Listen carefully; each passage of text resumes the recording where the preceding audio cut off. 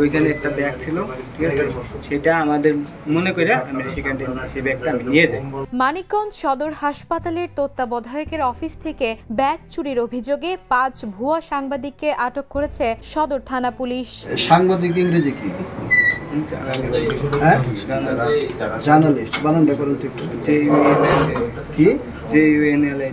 আটককৃতরা হলেন দৈনিক ঢাকা পত্রিকার স্টাফ করেসপন্ডেন্ট খন্দকার জিন্নাতুন্নেসা মৌসুমী, রাজধানী টিভির স্টাফ রিপোর্টার হারুনুর রশিদ, দৈনিক বিজনেস ফাইলের প্রতিনিধি Bazlur Rahman, the daily global nation পত্রিকার ভ্রাম্যমাণ প্রতিনিধি নাহিদুর রহমান শামীম ও একই পত্রিকার মানিকগঞ্জ প্রতিনিধি সাইফুল ইসলাম।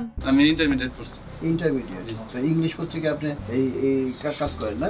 মঙ্গলবার দুপুরে শহরের বিভিন্ন স্থান থেকে তাদের গ্রেপ্তার করা হয়। এই ঘটনায় জড়িত আরো 4 জনকে খুঁজছে পুলিশ ও অভিযোগ সূত্রে জানা যায়, সোমবার সকালে আটক 5 জন সহ মোট 9 জন হাসপাতালের তত্ত্বাবধায়ক ডাক্তার মোহাম্মদ বাহাউদ্দিনের অফিস কক্ষে প্রবেশ করেন। তারা নিজেদের সাংবাদিক পরিচয় দিয়ে কিছুক্ষণ কথা বলেন। পরে বের হওয়ার সময় তাদের একজন তত্ত্বাবধায়কের ব্যাগটি নিয়ে চলে যান।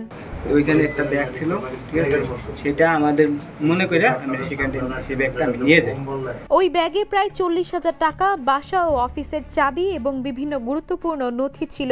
অভিযোগে বলা হয়, সিসিটিভি ফুটেজে দেখা গেছে সাদা শার্ট পরা নাহিদুর রহমান শামীম ব্যাগটি কাঁধে নিয়ে অফিস ত্যাগ করছেন। এখান থেকে নামার পরে আমরা মোটরসাইকেল করে এক ব্যাগ চলে গেছি। ডাক্তার বাহাউদ্দিন বলেন, প্রথমে তারা সাংবাদিক পরিচয় দিয়ে ভিজিটিং কার্ড দেন। পরে ফোনে যোগাযোগ করলে তারা জানান ব্যাগটি মুক্তিযোদ্ধার সংসদে আছে, লোক পাঠিয়ে নিতে পারি, কিন্তু সেখানে গিয়ে কিছুই পাওয়া যায়নি। সদর থানার ভারপ্রাপ্ত কর্মকর্তা কামাল হোসেন জানান, এ ঘটনায় 5 জনকে গ্রেপ্তার করা হয়েছে। বাকি আসামিদের ধরতে অভিযান চলছে। মূলত পেশা হলো কৃষিকাজ, টুকটাক আর কি হিসেবে আর কি। Desk report, the news.